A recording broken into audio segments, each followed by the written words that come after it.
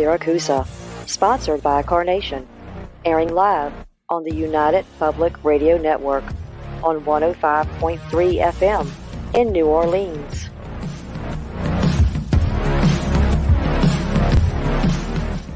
This show's entrance has been edited, produced, and directed by Gwen Clapper from Perfect Trust Productions, LLC. You can find us at perfecttrustproductions.com.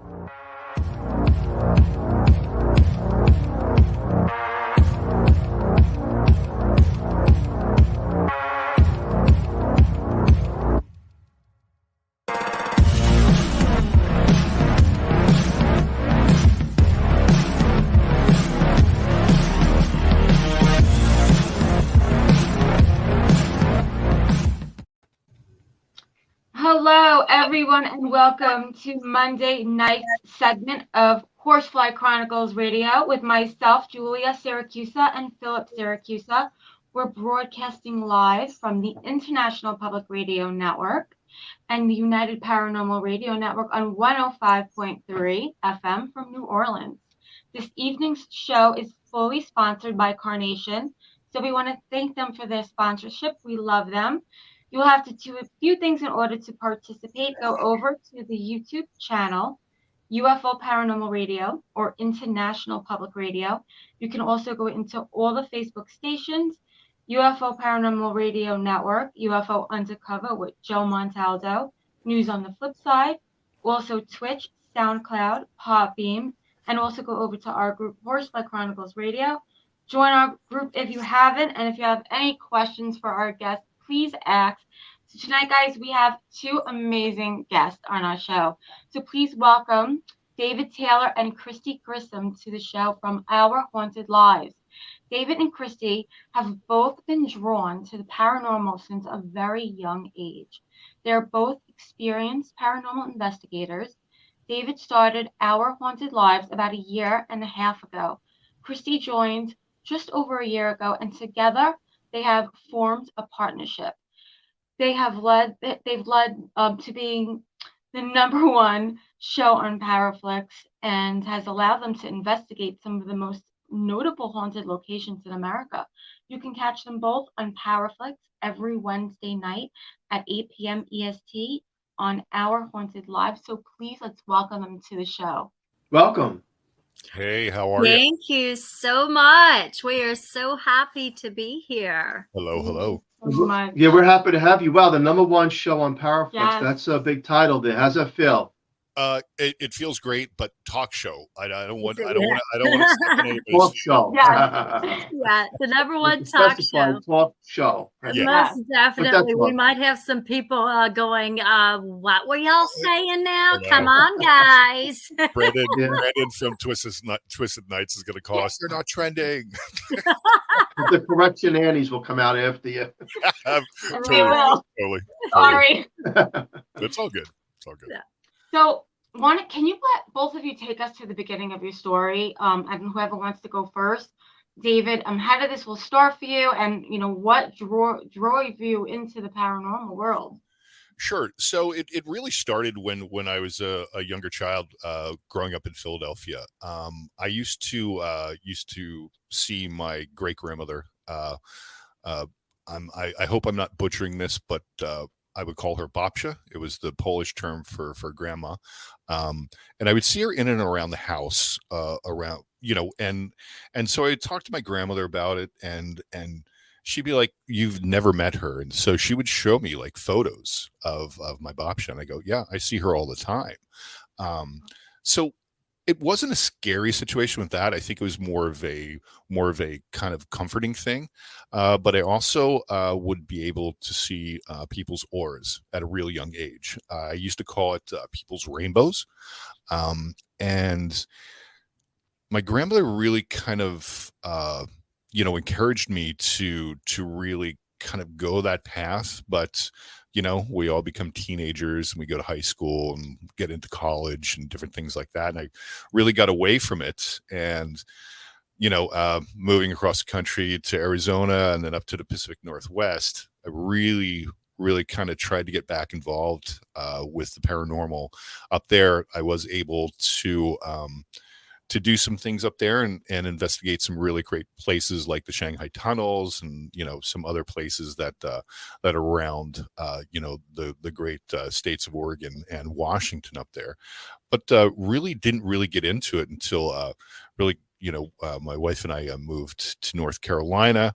The pandemic came, everybody had idle hands, and so, by hook or by crook, started Our Haunted Lives and was really going down one path that I didn't really like about, with the YouTube thing and being really forced to create content. I really appreciate quality over quantity.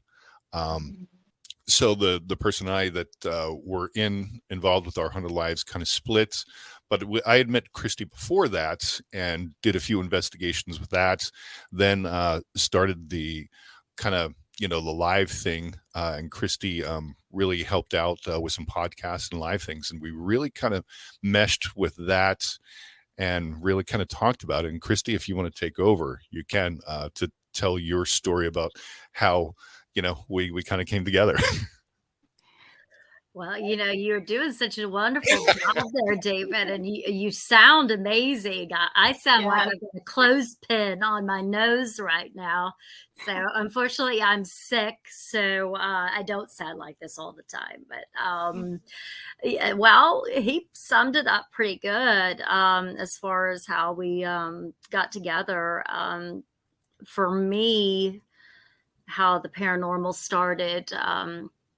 The earliest I can remember, I was 5 at my grandmother's house in Stephenville, Texas, and my brother and I were sleeping on the pull-out couch, and I couldn't sleep, and this lady just walked right past the couch, right next to me, and walked into the bathroom, and I'm like, who is that? Who is this woman? Now that I think back, of course, she just didn't fit. She didn't fit at all. I wasn't afraid. I wanted to wake up my brother, but I didn't, and because I didn't want him to tease me. But I've been able to communicate and see things, feel things, visions, prophetic dreams, my whole entire life. But I'll go through stages where absolutely nothing happens. Absolutely nothing. And I think that's when you're having some traumatic things going on in your life and you just can't deal with it or whatnot. That's just my theory.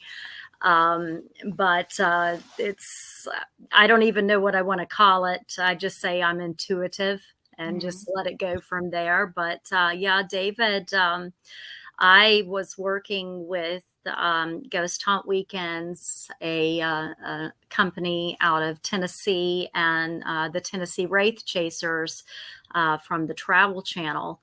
And I would put a lot of stuff up, and David and I I really don't even, honestly, David, I don't remember how exactly it happened. I think he invited me to come on an investigation. And I was like, well, you need to come do this with me. And it was just, we clicked, and he's like my big brother bodyguard. It was a really weird thing, especially with the pandemic going on and people really kind of being very cautious about meeting different people and meeting up. And I think we the one investigation we did was the one in Gaston about it was that horrible story, but we couldn't find is that the one that we got chased out of? Yes. It was that. And it's where Kristi kind of first saw my abilities a little bit of, I was saying, he's coming home. We found an abandoned house. And we were having a really, really good investigation. It was during the daytime. And so I just wasn't so abandoned. It wasn't so abandoned. And, her and my friend were using the pendulum on the board, and they were doing it. And Kristi knows this now of when we investigate. When something's about to happen, I start pacing around and start going back and forth because I just start feeling something. And these are things that I'm working on, and everybody really should work on when they feel like they have some abilities in some way. And I just saying, I see somebody coming home, and then all of a sudden somebody pulled up and they were there. So I don't know if it's just coincidence or with that, but yeah, it was great. And then just, really kind of getting to know Kristi. And I was very intimidated by Kristi at first. Kristi is a very powerful person, and she sounds a bit sick right now, but Kristi is working on her abilities like no other person that I know. She's taking classes. She's working with Patty Negri, Kedrick Olson, Father Sebastian. She's working with so many people, and she's finally going to realize one time, because I see this every time she walks in a room. It's just like real power walks in a room. She is very humble about her abilities, but she's very good at it. Yeah, all 5'1" of me. I mean, I'm vertically challenged, but I walk in and I scare the hell out of everybody. I don't know how to. She does. She does. Trust me, she does. She does. I can definitely see that. Yeah. I mean, I think that you guys really work really good together. I seen your live on the Warrens Paragon, and you guys were great. So you were the one? I'm joking. I remember you saying that. Yeah. You were the one. No, the WarrenCon was great, and thank you for watching. It's really great. Everybody there was absolutely incredible, and it was really it was trial and error. Yeah, it really was. It was the first time that we were doing live broadcasts from a location, and anywhere, and it was very stressful, but it worked out. The hotel was nothing but kind to us of setting up the internet and everything like that for us.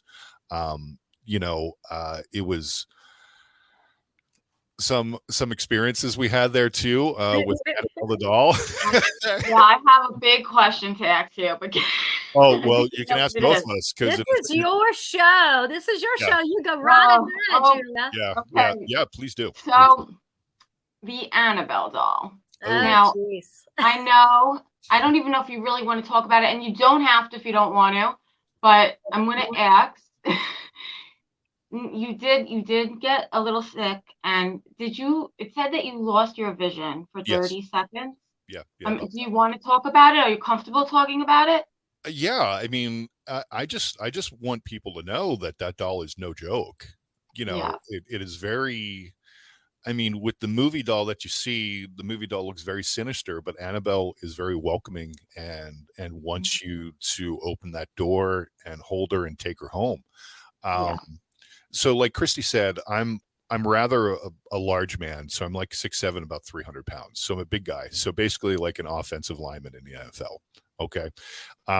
So my friend Josh and I, Josh with Addict Junkie, he's like, let's go. And so we go, and there were many other, artifacts in the room also. But the Annabelle one obviously is the main attraction. And I just went up to it, and I was very, very close, like about, I'd say 3 inches from the plexiglass, and just staring right into Annabelle's eyes. And it was very comforting because I didn't feel like I was challenging Annabelle, but I definitely was. And Annabelle Annabelle let me know what was up, of who blinked first, and I was. And I walked away and took my glasses off, and Josh was there, and I was really, really very scared at the second, because it wasn't total blindness, but just total like blurry, really couldn't focus and just kind of rubbing my eyes, and there was really no reason for it whatsoever. So that was my experience.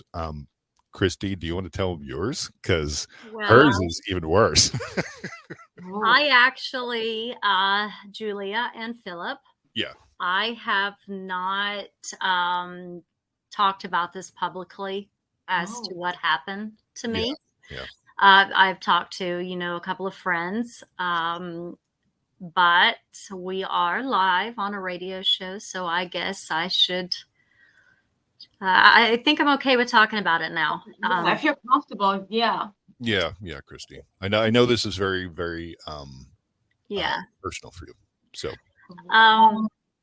I went in and I immediately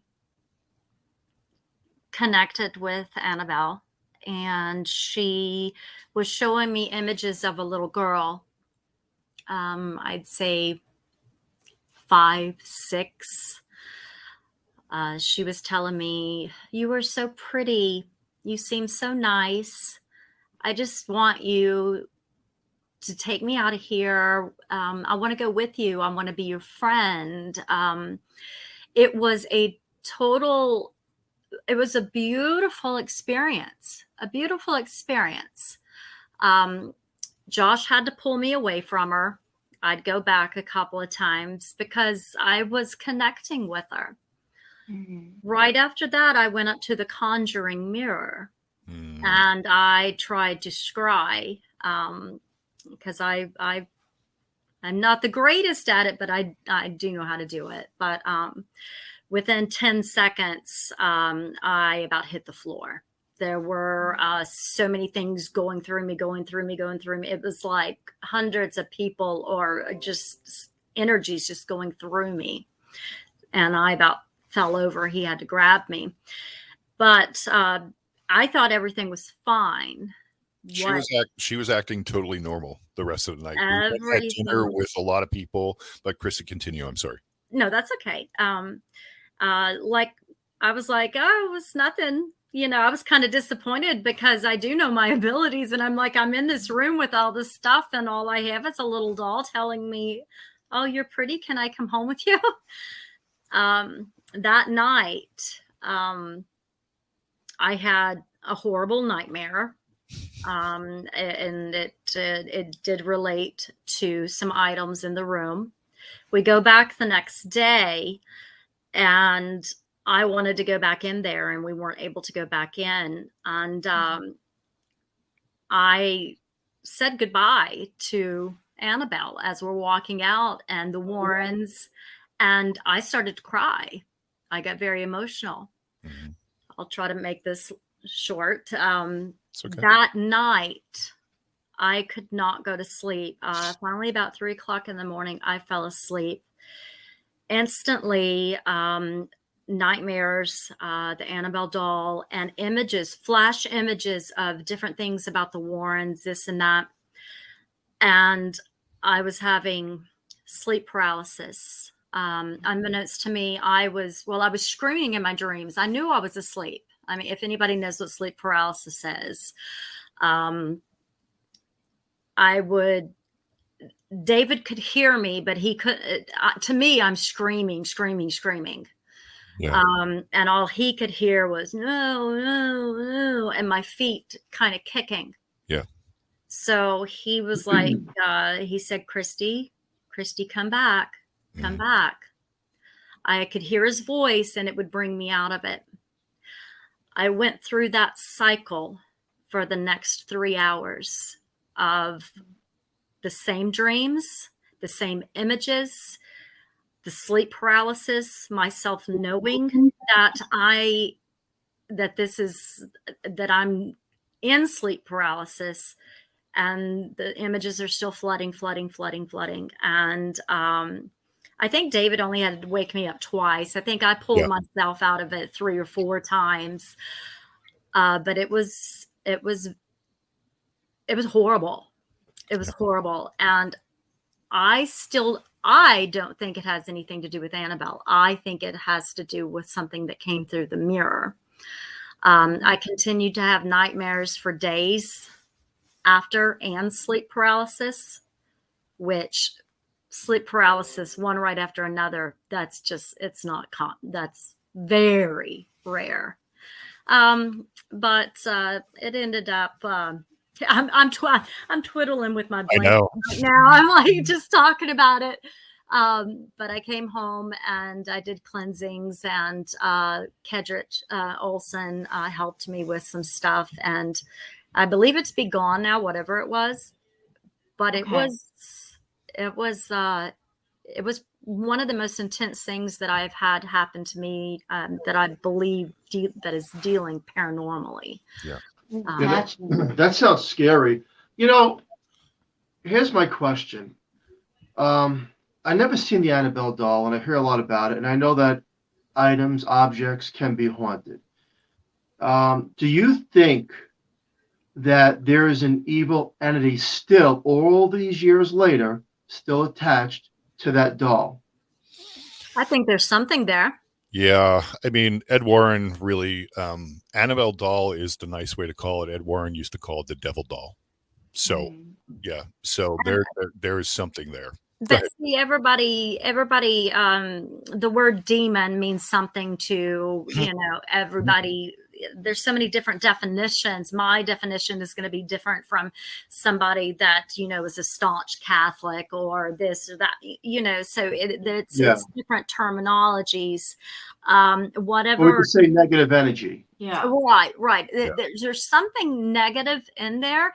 And I honestly, I don't know if it's the same one that was there all those years ago. I just think that it's a doll that that draws in. If one leaves, another one takes its place. Yeah. And I don't know that to be a fact. Of course, I don't know it to be a fact, but I just believe that something is always in there. Yeah. She's famous. Why would another entity not want to inhabit that doll? True. Yeah. And the thing you have to understand, Philip and Julia, is that when we saw Annabelle was looked at, not poked and prodded, but taken pictures and this, that, and provoked by over 1,200 people in that one day of when we saw it. So if you look at it from our realm of say, you guys were sitting at a table and people are coming to you and asking questions and challenging you to do something or things like that, I would probably think at the end of the day, you would be a little bit perturbed too. Right. And we found out about it. But I was nice to her. I know. No, I know that. But you don't need to laugh, but you're nice to her. But you know what's interesting about what both of you are saying? You said you had a slight blindness. Mm-hmm. And I remember Zach Bagans in the Demon House went through something similar with his eyes when he was left alone. Yep. Yes, he did. And it's interesting to me because I believe that when you're open and you have an intention of belief of that world, that the possibilities could be endless. And, then my other question, who wants to answer this? This is an experiment that we've done with homes. If you have a non-believer, an atheist, and the atheist goes up to the Annabelle doll and takes pictures and says things, but he doesn't believe in anything. He doesn't believe in heaven, hell, God, spirits, nothing. The atheist, in most cases, is not affected by anything because he doesn't have any thought process. What's your thoughts? I actually... sorry, David, do you want? No. Well, I'm kind of that crew. I'm agnostic. I really don't subscribe to any religion, but I am open to things. There are things that are out there that I can't explain. So with being open, I do think that you're on something there of when somebody is closed off and doesn't think that there is anything out there after, this life. I do believe that, if they do go on an investigation, they're not really going to find something, or they're going to say, oh, it's just blinking lights. Or if we get something on a spirit box, it's somebody outside on the. Well, you can always, you can always say it's this or it's that, but I mean, it comes down to this. Actually, this is a really simple answer to your question. Manifestation. Yeah. It's as simple as that. Somebody thinking and putting in a thought form and speaking it into words. Once you put it into words, it's out there, Yep. and Yeah. it stays out there, and you can manifest things over and over and over. So an atheist, somebody that doesn't believe that there's anything there, of course they're going to have their walls up, but don't for a second think that an atheist cannot be affected by something. It's just that they're not going to say that that's what it is. Exactly. Yeah. So it's like a circle. You go round and round and round and Well, round. I bring it up because I like to debunk almost everything, but I know paranormal phenomenon does exist. Okay. Sure. Look, if I'm going to sleep with one eye open at night, I want to make sure that as a 54-year-old man, that I'm sleeping with one eye open for a reason, right? So I know it exists. Mhm.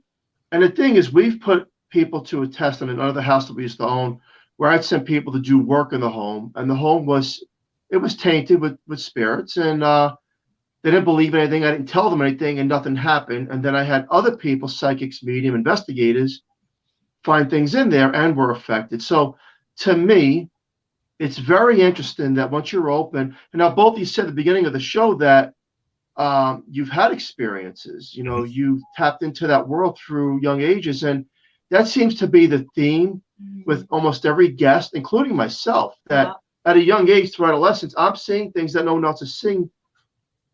And it's true that when you speak the words, you're manifesting something through the power of thought. Yeah. Where other people who don't believe and,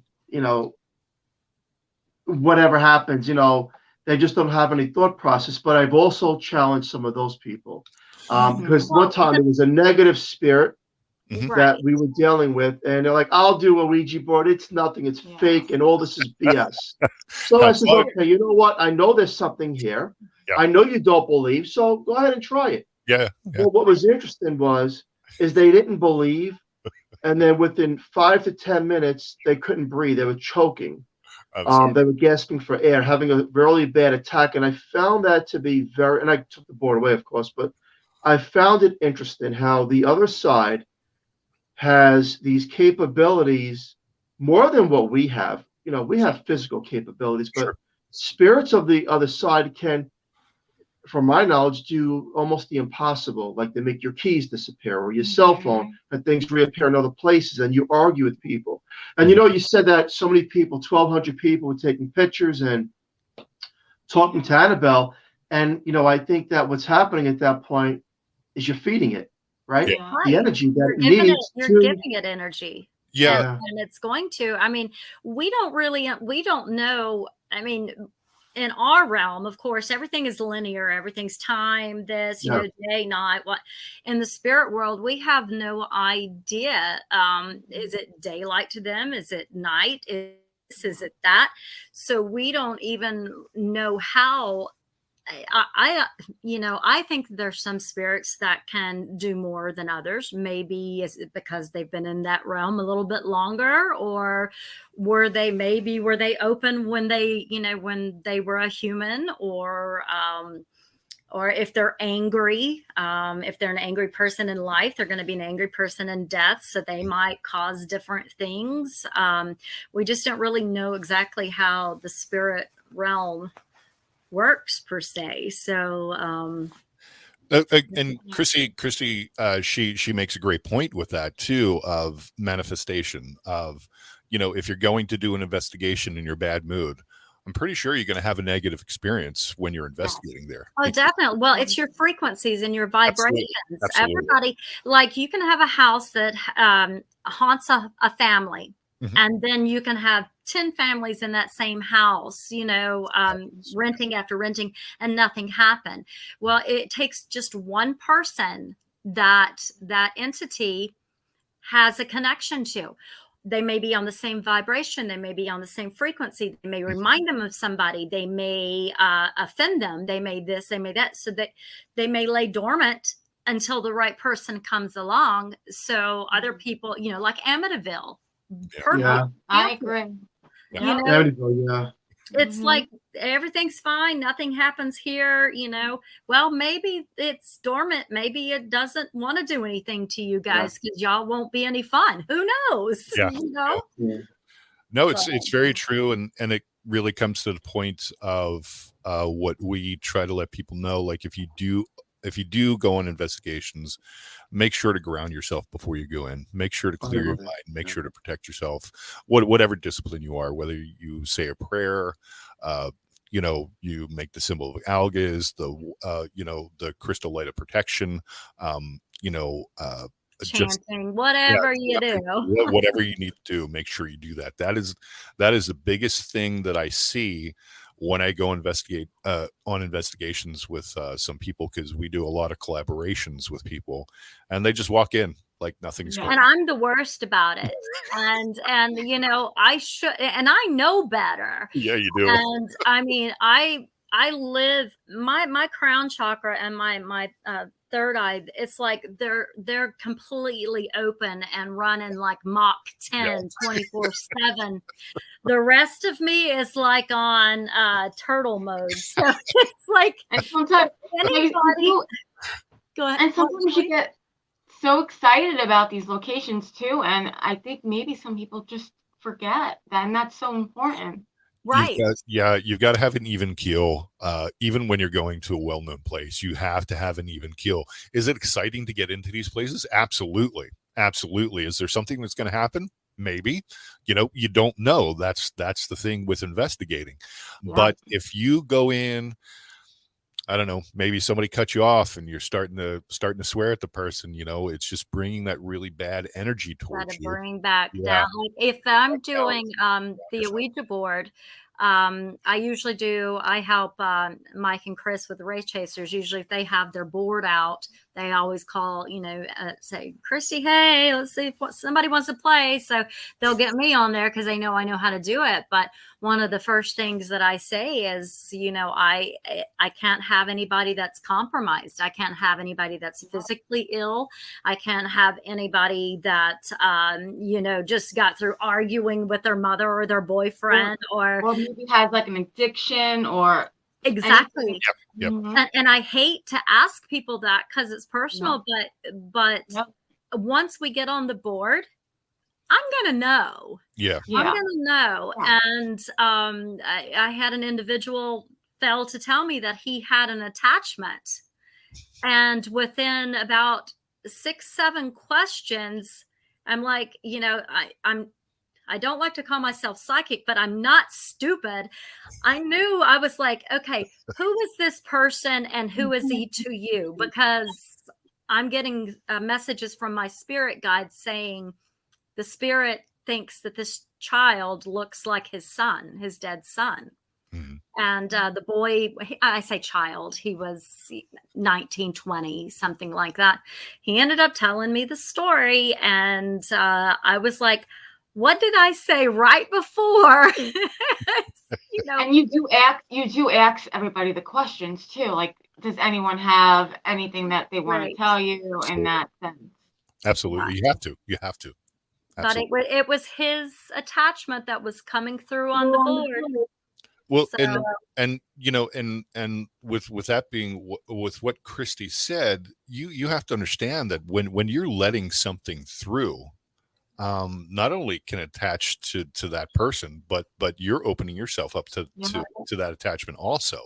Yeah. So you have to be very, very careful with it. Oh yeah, it affected me because I threw a curveball. I didn't know this kid from Adam, and I said, "How old am I minus 5 years?" Mm-hmm.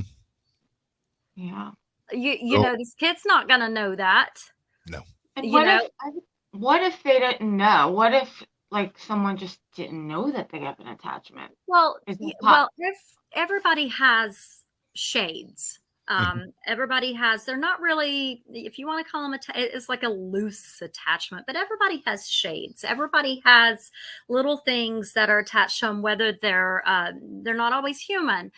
They could be thought forms. They could be energies that you have just not cut the ties with. Mm-hmm. Everybody has those. And if you don't clear, Right. If you don't clear those, then it's going to bog you down. Okay. And I need to listen to what I'm saying right now because I am.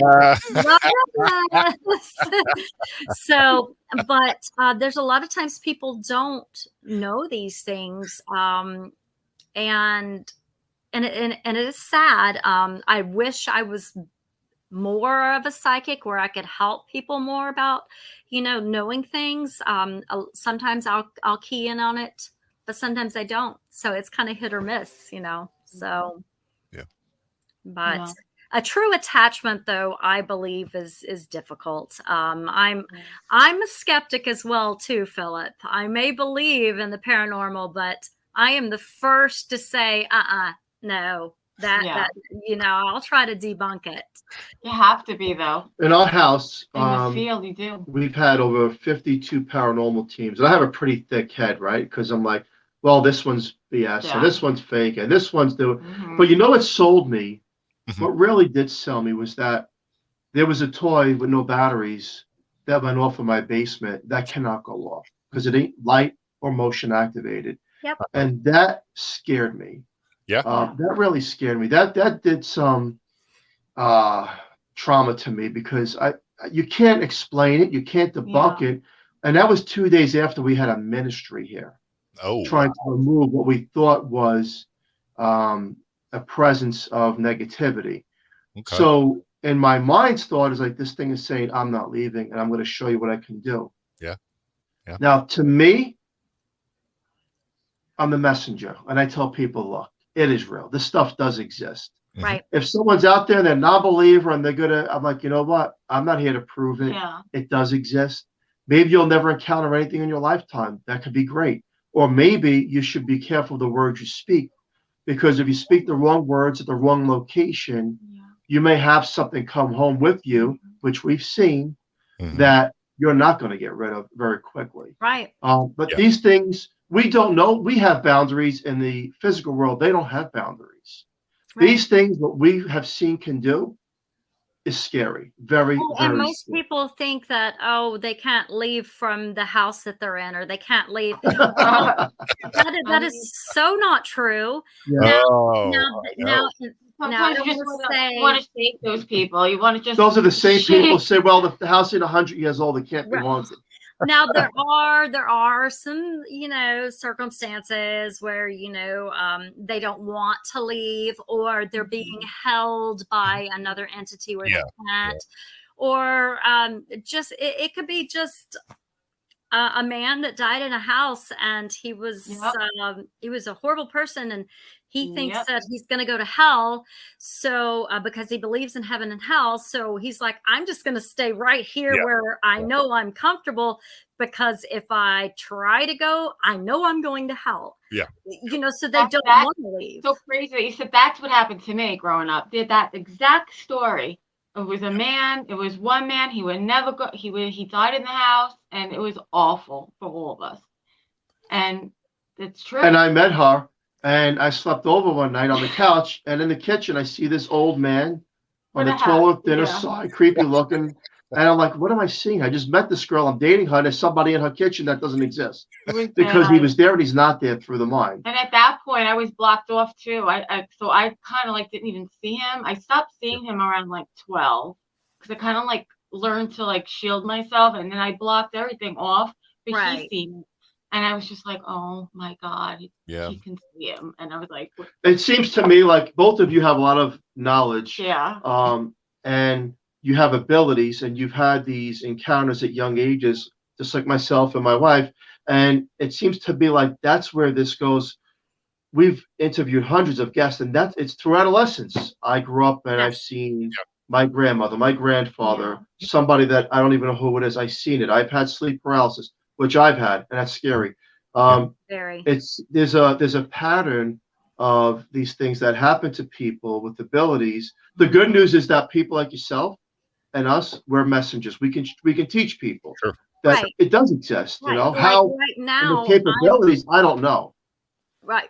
It's hard for me to pinpoint exactly what I am, other than Kristi, But I have what I'm doing right now with the sleep paralysis, because I do have it happen quite often I am learning how to transition into the astral plane and astral projecting, because that's the perfect time.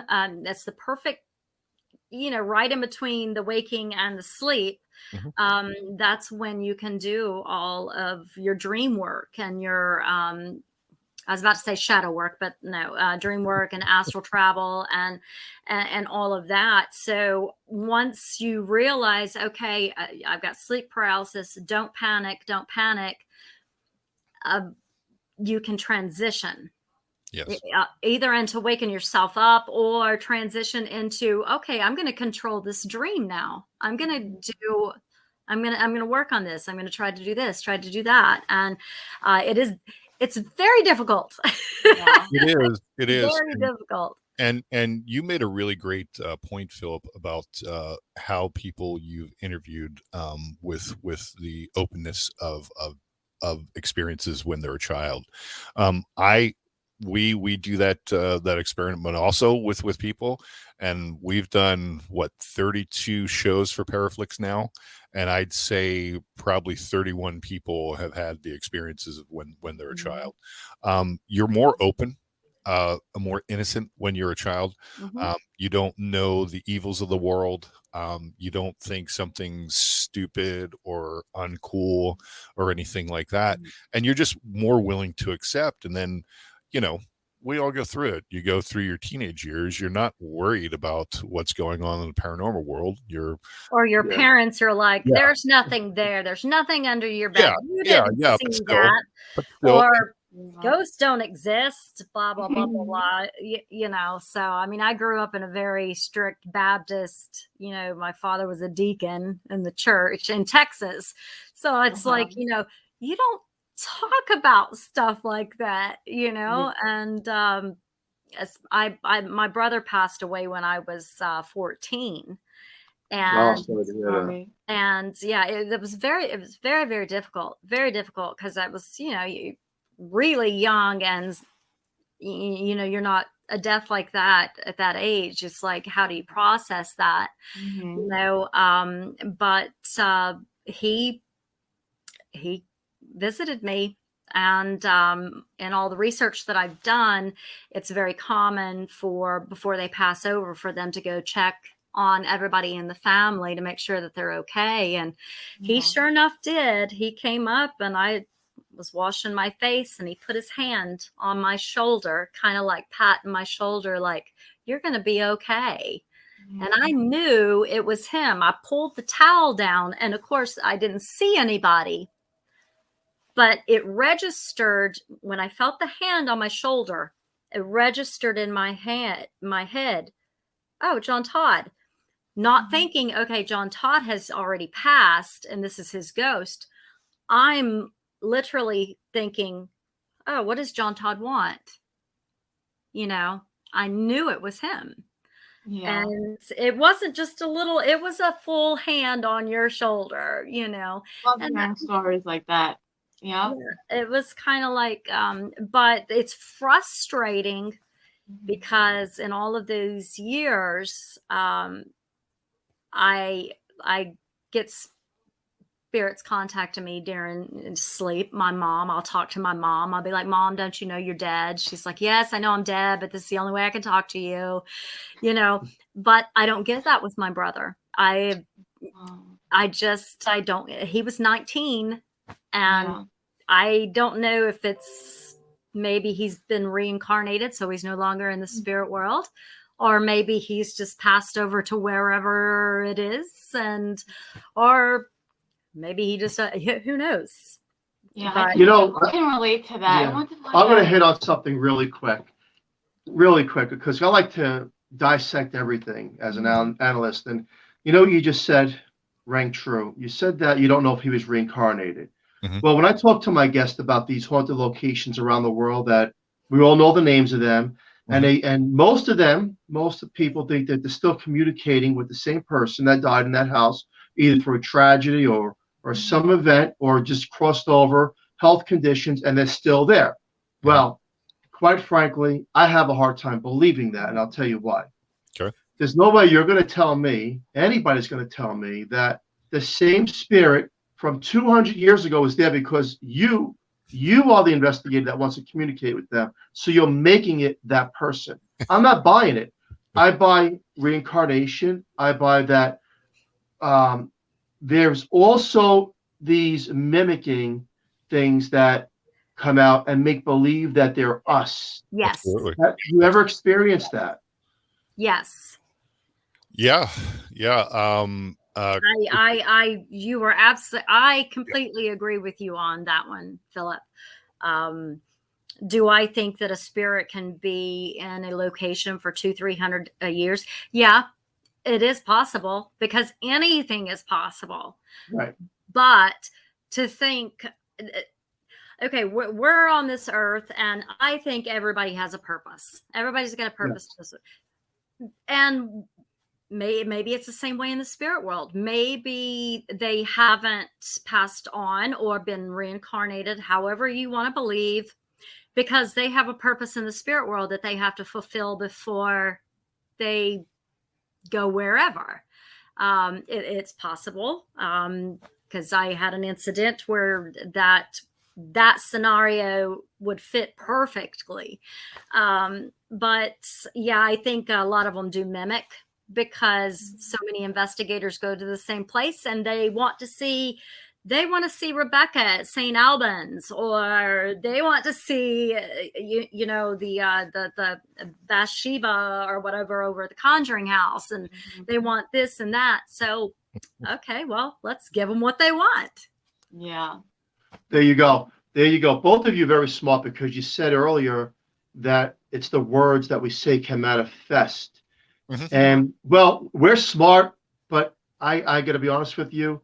The spirit world is 1,000 times smarter than us.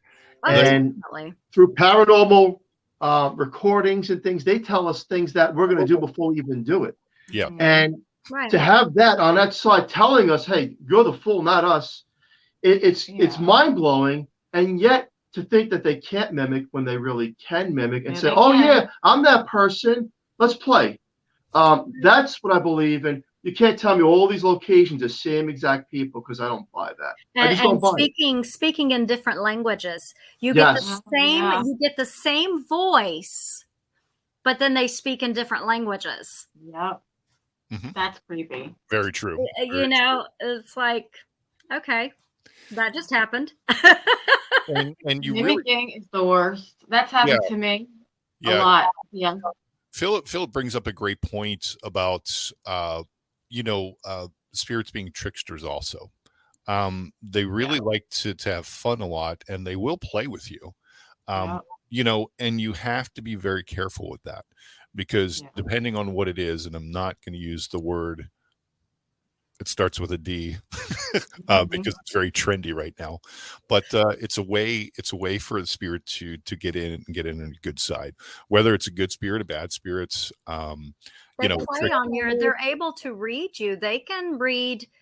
I don't know if you want to call it telepathy or just intuition or empathic, whatever, but they can read you. They know what's going to pull at your heartstrings. They know what's going to affect you. And they know, now maybe not all of them. I think some spirits are more advanced than others, like I said earlier. But I think like Annabelle knew exactly what to say to me. She knew exactly what to say to me, because it just, I got butterflies. I'm like, oh, there's nothing evil about her. She's, I get deception, right?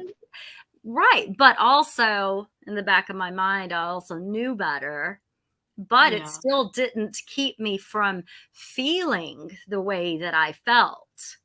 So, I'm feeling one way, but in the back of my mind, I also, I got to be careful.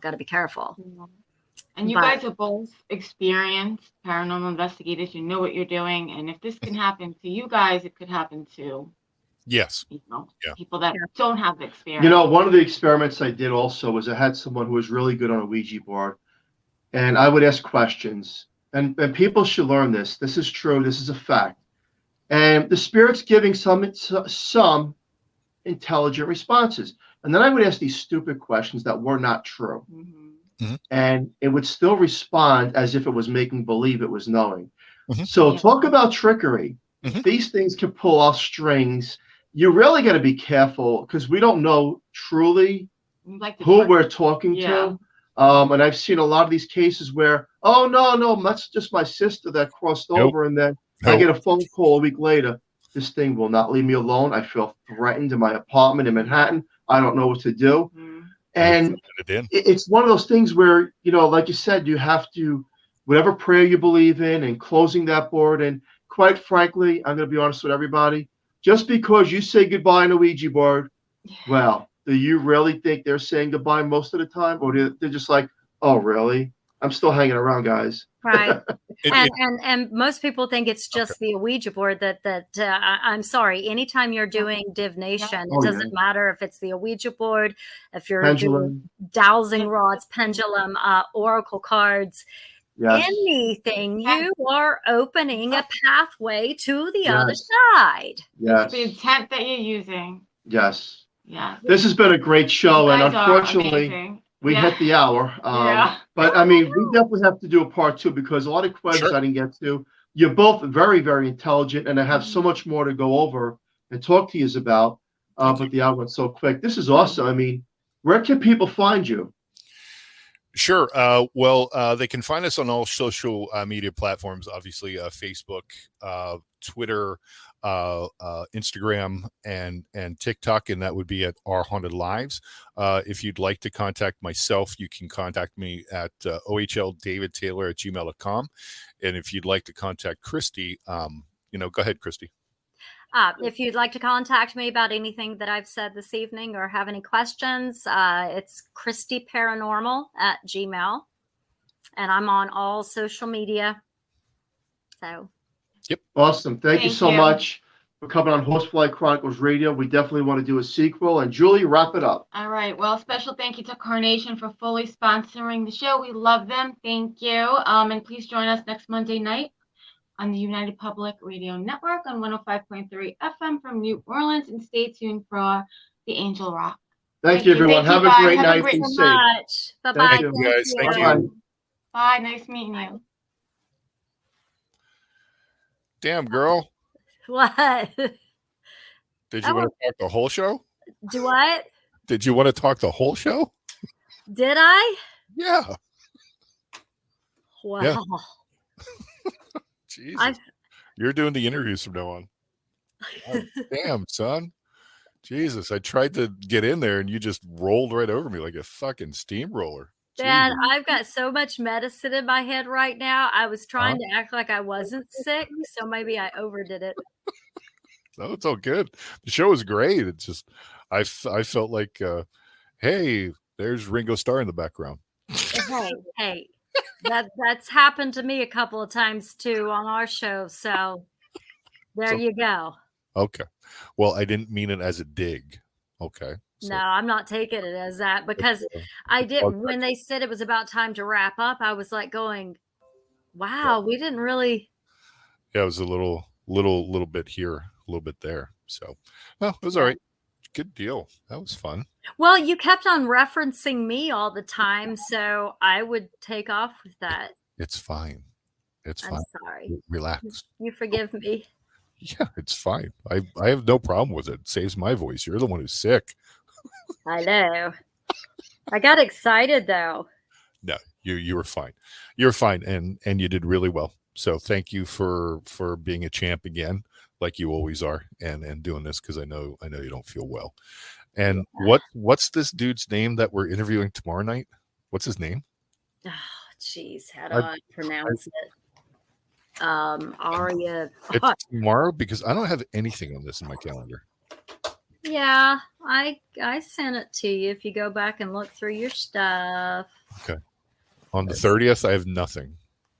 No, it's the 1st. Oh, on Wednesday. Yeah. Okay. Yeah, still have nothing. Yeah, Wednesday. Adamo Fischella. Okay, can you just spell it? A-M? Adamo, Fischella. Okay. What's Fiscella.